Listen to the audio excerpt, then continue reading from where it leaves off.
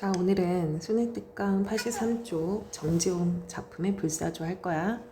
자, 우리 앞서서 정지용의 작품 했습니다. 이 정지용은 어떤 스타일의 시를 썼다? 네, 이미지를 강조하는, 그리고 모던하면서도 이런 시를 썼다. 하지만 이제 고향이라는 시에서는 어땠죠, 얘들아? 네, 약간 향토적인 소재도 있었던 거 기억나니? 자, 그렇지만 어쨌든 시각적인 것을 강조하는 대체로 이런 시를 썼다. 그리고 굉장히 이러함으로 회화적이다. 회화적이라는 것은 이미지, 그저 시각적인 것을 강조한 것이죠. 이렇게 해서 작가에 대해서 우리가 한번 알고 넘어간 거예요. 자, 그럼 제목 먼저 보겠습니다. 자, 우리 시를 볼 때 뭐부터 먼저 보라고요? 네, 제목 보라고요. 불사조입니다. 불사조는 어떤 새죠? 현실에 없죠. 영원 불면한 새란 말이야. 불변. 변함이 없어. 영원토록 사는 새야. 존재하진 않죠, 사실은. 하지만 이 시에서는 이 불사조가 어떤 의미인지를 여러분 생각하셔야 됩니다. 자, 그럼 감상 포인트 내용 들어갈게요. 이 작품은 인간에게 비애가 어떤 의미인지를 깊이 탐구하는 시이다. 자, 비애가 뭘까요, 얘들아? 생각해봐. 생각했어? 비애는 아주 슬픈 마음을 얘기하는 거예요. 네. 그냥 슬픈 거는 슬픈 거지만 선생님이 느꼈을 때도 이 비애라는 이 말이 조금 더 슬프게 느껴지는 거야. 그러니까 슬픈 마음인데 그거보다 더 뭔가 서럽기도 하고 서럽고 슬픈 그런 마음을 비애라고 하는 거예요. 자, 그러면 다시 볼게. 그래서 인간은 인간에게 비애가 어떤 의미인지를 탐구하는 시이래요. 자, 여러분은 이렇게 비애감을 느낀 적 있습니까? 없다고요? 사실은 우리 다 느꼈어. 인간은 분명히 비애, 슬픈 마음을 항상 느끼는 상황이 있거든요. 그래서 그 슬픔이 우리 인간에게 어떤 것인지를 생각했대요. 그러니까 시인들은 대단해. 우리가 생각하지 않는 그런 어떤 생각이나 개념을 시로 통해 나타내잖아요. 자, 화자는 인간의 근원적인 감정인 비애를, 자, 근원적인 감정이죠. 얘들아, 기쁨, 슬픔 이런 거 다 근원적이잖아. 비애를 박힌 화살에 비유하고요. 또한 날지 않는 새에 비유하고요. 신부에 비유를 했습니다. 박힌 화살, 날지 않는 새, 신부. 얘들아, 얘네들의 소재들의 공통점은 뭐예요? 움직일 수가 없는 거잖아. 그리고 여기서 신부는 그 여자 신부를 얘기하는 거 아니에요? 어떻게 보면 여자 신부일 수도 있겠다, 얘들아. 그러니까 신부가 뭐예요? 내가 이건 결혼한 부인도 아니고, 그러니까 나랑 언젠가는, 그러니까 부인일 수도 있지만 나랑 함께하는 어떤 동반자의 개념이 조금 더 가깝거든요. 근데 부인하고는 또 달라. 부인은 완성형이라면 신부는 그렇진 않잖아. 어쨌든 화자는 이 비애의 감성을요, 이렇게 비유를 했어. 어때? 움직일 수 없죠. 박힌 화살, 날지 않은 새, 신부 다 고정되어 있는. 신부는 좀 그런 개념이 아니라면 어쨌든 같이 가는 개념으로 생각하세요. 그러니까 슬픔은 항상 이렇게 된다라는 얘기예요. 벗어나고 싶어도 벗어날 수 없는 존재로 그려내고 있어요. 뭐를요? 비애를요. 또한 비애를 불사조에 빗대요. 아, 여기서 이제 불사조라는 게 뭐를 비유한 거다? 비애라는 정서를 비유했구나. 영원토록 변함이 있어요? 없어요? 없죠. 없어진 것 같지만 다시 생기고. 그쵸? 이게 반복이 된단 말이야. 불사조 같대요.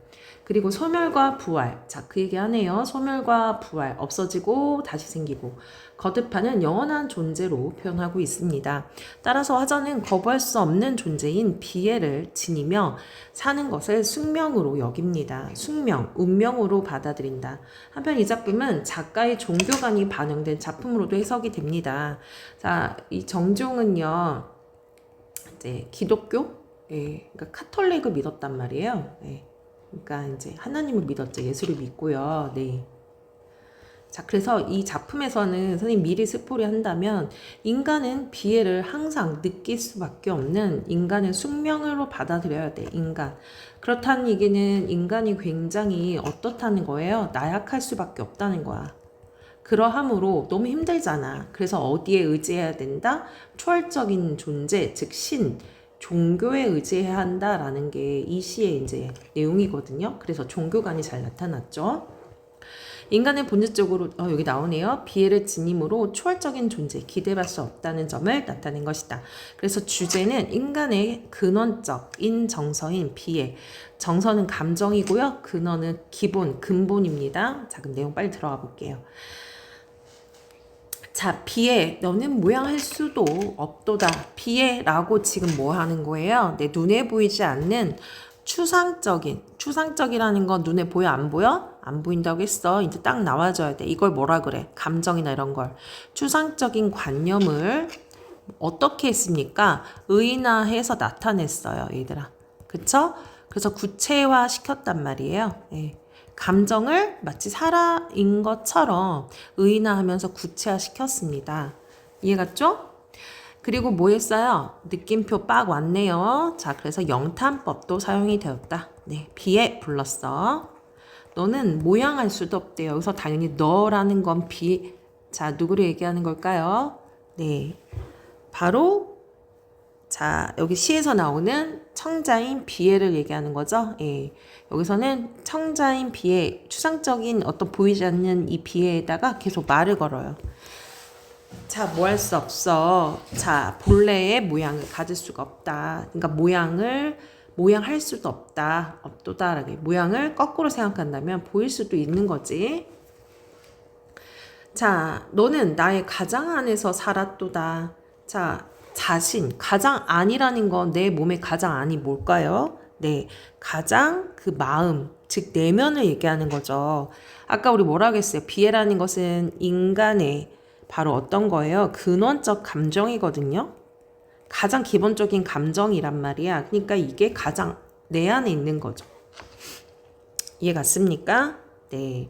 자, 여기서 지금 표현을 자세히 보니까요. 자, 어떻게 나와 있어요? 자, 없도다, 뭐뭐 하도다, 살았도다.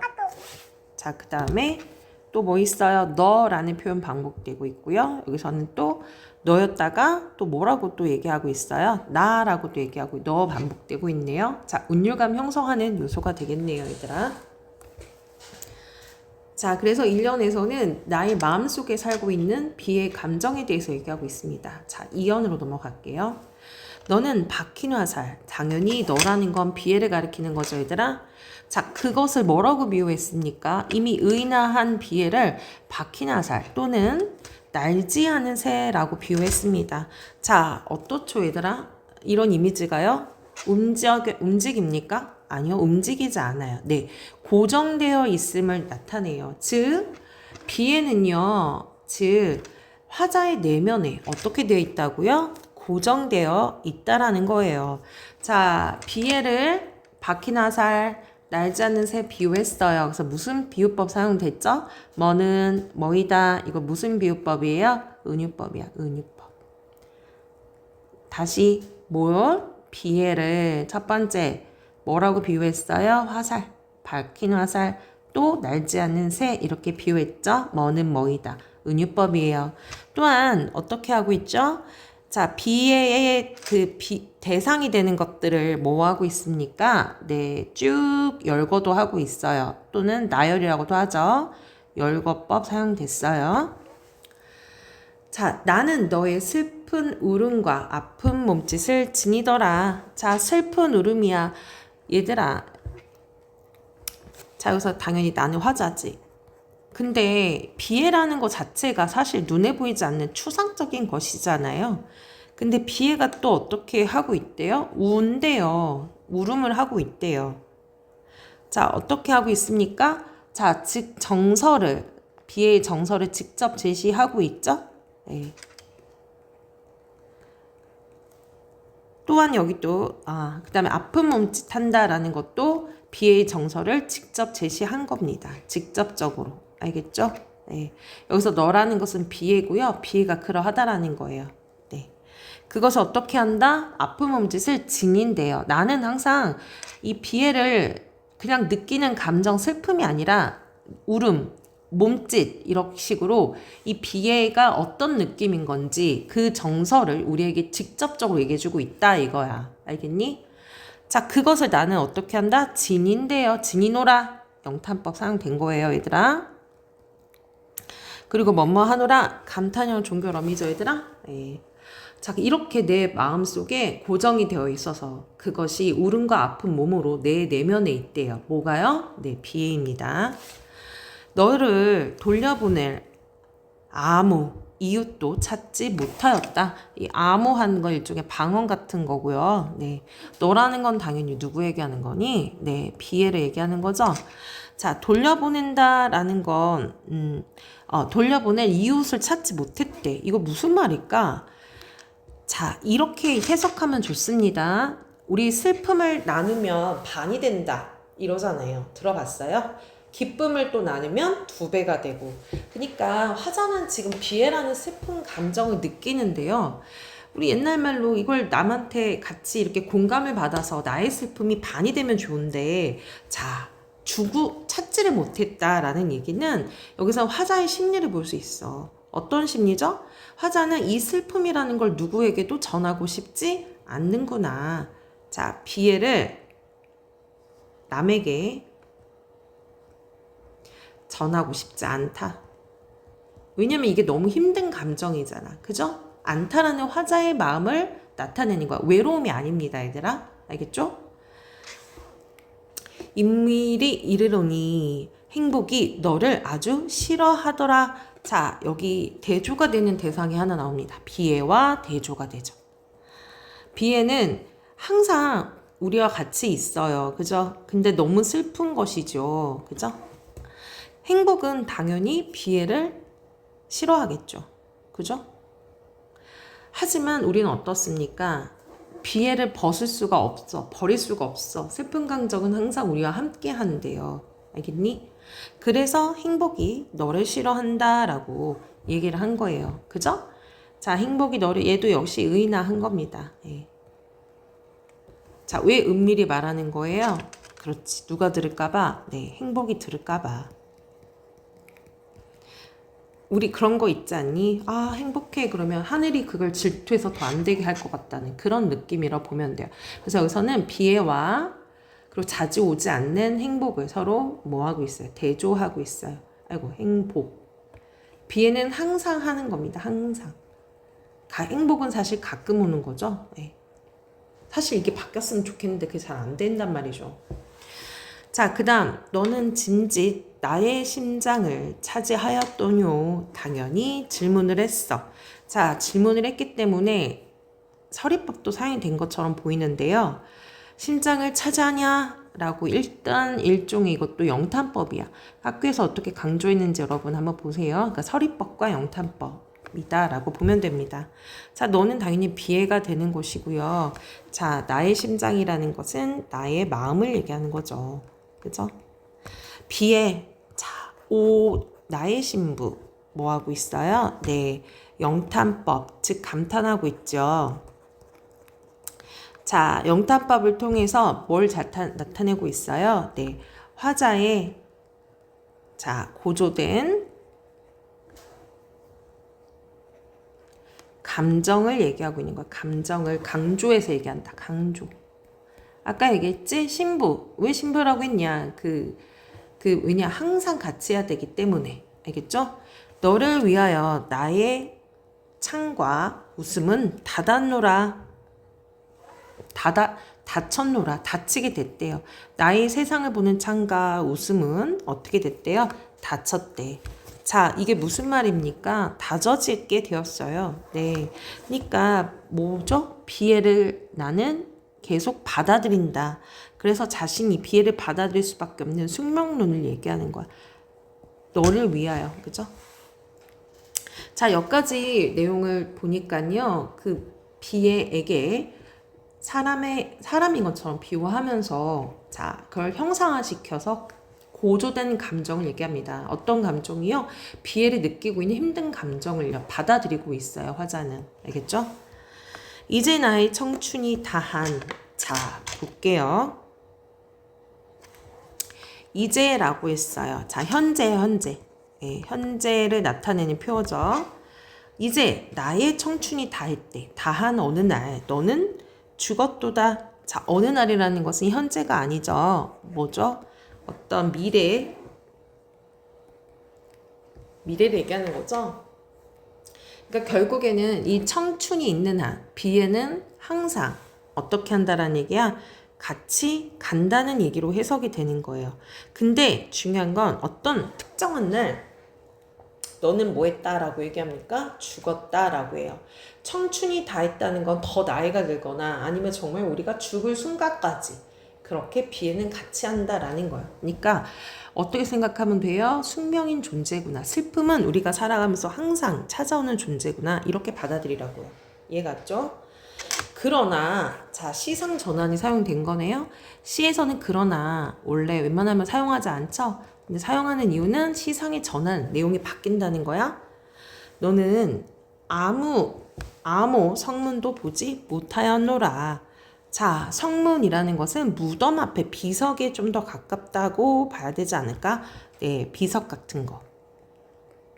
그러니까 너는 묻은 묻은 무덤 죽었지만 성문을 보지 못한대. 너를 묻은, 즉 비애를 묻은 비석이 있는, 그죠? 비석 있는 무덤을 본다 못 본다? 못 본다라는 얘기야. 무덤이 없어. 왜 그럴까요? 그러면 이제 비애가 끝났다. 행복해 이거야? 그렇지 않죠. 왜? 나의 청춘이 닿은 날 너는 죽지만 다시 비애는 어떻게 되죠? 부활하잖아. 이해 갔습니까? 부활하잖아. 자, 뭐해서 그래서 영탄하고 있지요? 네, 영타법 사용이 된 거야. 다시 부활할 거다라는 얘기를 하고 있습니다. 이해 갔어요? 그러니까 내 젊은의 청춘이 닿은 날 사라진 것처럼 보이지만 그 비애는 계속 살아날 거예요. 누군가에게도, 그쵸? 누군가의 마음에도. 자, 이어서 볼게요. 스스로 이런 뜻이에요. 불탄 자리에서 나래를 펴는. 자, 바로 이게 뭐죠? 불사조란 말이야. 불사조가 어때요? 영원히 죽지 않은 샌데요. 이렇게 불이 항상 있거든요. 자, 불사조를 의미하는 거야. 즉, 스스로 불탄 자리에 나래를 핀다라는 얘기는 그렇게 해석이 되는 겁니다. 자, 불탔어. 죽은 줄 알았더니 나래를 펴. 다시 재생하잖아요. 즉, 여기서 불탔다라는 건 소멸을 얘기하는 거고요. 나래를 피는 행위는 이 불사조의 재생을 의미하는 거다라는 얘기입니다. 네. 자, 영탄법 사용된 거고요. 네, 비의 영탄법 사용된 거예요. 너의 불사조. 자, 비유 사용된 거네요. 불사조는 나의 눈물이요. 자, 뭐예요? 영탄법 사용된 거야. 영탄. 자, 여기서 보니까 역시 뭐예요? 감정의 고조된 감정을 표현한다. 고조된 감정의 표현. 그리고 불사조라고 비유하면서 또한 영원성, 비애의 속성인 영원하고 계속 순환하는 것을 나타낸다 라고 해석이 되는 겁니다. 알겠죠? 자, 그래서 나의 눈물이다 라고도 얘기했잖아요. 즉 뭐와 하는 거예요? 비애를 그대로 뭐 하는 거야? 숙명론적으로 받아들인다. 자, 이해 갔습니까? 자, 그러면 다시 한 번만 내용 이어서 볼게요. 비유를 통한 비애의 특성 제시. 박해나살과 날짜는 새는 이것이 고정되어 있음을 얘기하고 화자의 마음속에 굳게 있다는 걸 알려준대요. 신부는 신과 같은 동반자처럼 화자에게 늘 바라고 존재하는 대상이 되는 거죠. 불사조는 죽더라도 이내 부활하는 불사조처럼 비애는 쉽게 사라지는 감정이 아니다. 그 얘기하는 거예요. 자, 그 다음 내용. 비애에 대한 화자의 태도는 처음에는 어떻다? 슬픔과 아픔을 주기 때문에 회피하고 싶은 대상이에요. 근데 두 번째는 심장을 차지하고 있고 창과 오습을 닫았어. 즉 벗어날 수 없어서 수용하는 태도죠. 청춘의 시절 늘 함께 있고 하지만 절대 변하지 않는다. 영원히 함께해야 되는 존재로 받아들이고 있다. 자, 이 시의 대표적인 포인트는 관념적인 대상을, 자, 비애라는 대상을 아주 구체화시켰다라는 거지.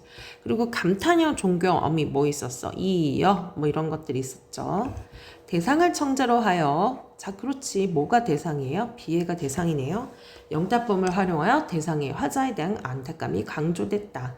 자, 그래서 이 신앙시로서의 불사조는요. 이 시가요 카톨릭 청년 종교시와 나란히 실린 이유는 인간이 본질적으로 비애를 안고 사는 수면적인 존재이고 이에 벗어나기 위해서는 절대적 존재에 대한 갈구가 필요하기 때문에 이렇게 이해하면 된다. 그래서 불사조처럼 그에게 붙어다니는 인간적 비에 대한 깊은 인식과 비에서 벗어나고자 하는 기도에서 비롯된 것이라고 하였다라는 거죠. 그래서 여기까지 이제 여러분 내용 정리하시고요. 문제 한번 이어서 보겠습니다.